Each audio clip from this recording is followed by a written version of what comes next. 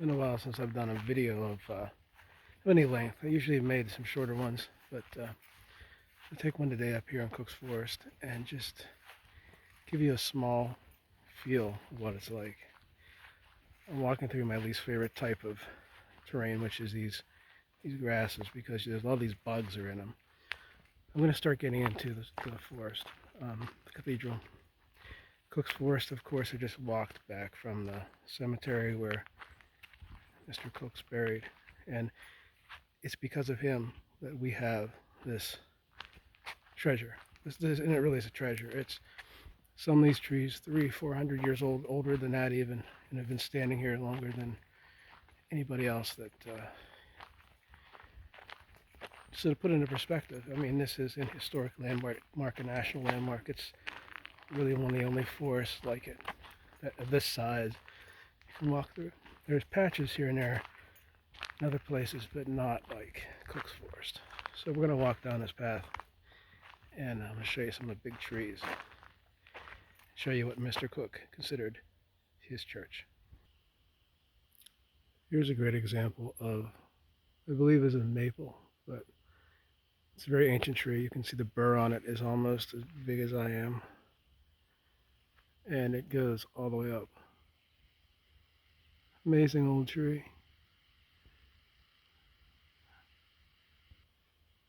Things you'll notice as you start to get in here. In an open area, it's sunny. When you get to the actual forest, it's dark. We're going to move up here a little bit, and I'm going to show you more of just these types of trees. What's left of them. They fall. And how many rings. Like you can go down to, there's an old sawmill, and see pieces of these trees and see that they were here. It's the time of the American Revolution. It's the time of, I believe, some even Columbus. You get to really enjoy the nature of trees like that. And you can tell when they're old growth. You can also see the ones that have been fallen. Now the forest reclaims itself. Mr. Cook's church was not the type of church that one might think of as being as a regular, like, brick and mortar church.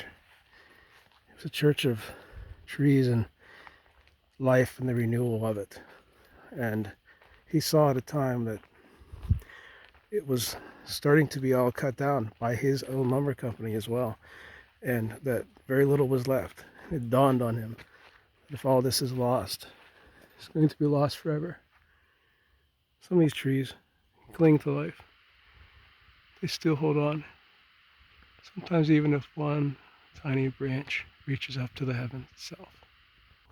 It's very beautiful here. There you can see, looking at this rock, that the structure of the rock shows you what makes these trees last so long, other than that they weren't cut. There's an old growth one right there. What you see is that these trees are on land that doesn't move. I have a lot of memories coming here. A lot of memories with my father. The first time I came here was with his friend Perry, and we rafted the Clarion River. And I took in all this beauty then. My younger brother, I came back here a couple times later with him, my mother. I love this place, I really do. I wanted to share it with all of you. It's one of my places I consider a church as well. This is not a hemlock, but I love this. It illustrates just how these rocks grow, and the trees grow right out of them. Some of my favorite trees. Absolute favorite. It's a very tall tree.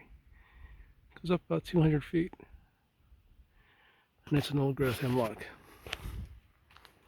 I always stop and see this old guy. It's like one of those old friends you have that you've known for so long. There's actually two of them here. This one is not as old as the one beyond it. That's about 300 years easily. This one even bigger. seems to go up forever into the heavens. It's just a gnarly old tree that I love. Here's a little bit of perspective for you how big it is compared to little old me. I don't think I'll live as long as this thing, but if I ever did, I wonder what stories this tree could tell all of us, and more importantly, put it in its perspective the way that we're all connected to nature, the way that we all have not something to take, but something to respect and to live in harmony with. So that's tree number one. I'll take you down to the actual ancient forest. So now we're entering the ancient part of the forest. If you look at the rocks, there's a lot of rocks that are flint. These are old Indian trade routes. You can imagine looking at these old trees, the moss that grows on them, that were you to go back in time, you would have seen a lot of evidence of people, especially First Nations, Iroquois, Lenape, and Mingo. And they would be using that flint to make arrowheads. That's why you'll find them. So I'm just going to do here what my grandfather would do, telling me a story like that. He'd say to me, he'd say, Bubba, he'd say, I want you to just be quiet, listen. And that's what I'm going to do with you guys. I'm going to let this forest speak for itself. Let its beauty speak for itself.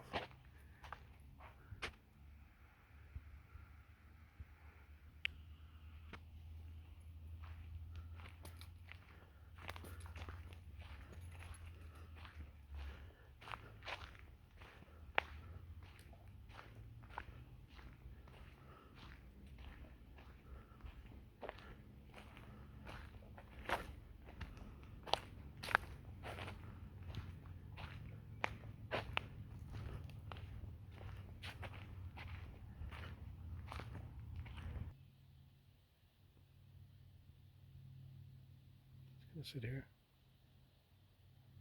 listen to all of it. And in the video this way, just with letting you all feel this energy. This for me is an ancient tree.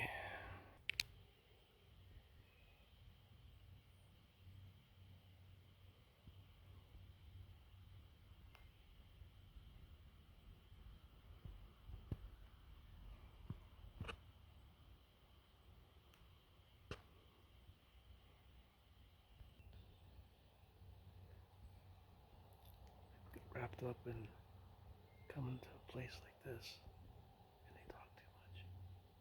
I'm not going to talk too much. I hear people. I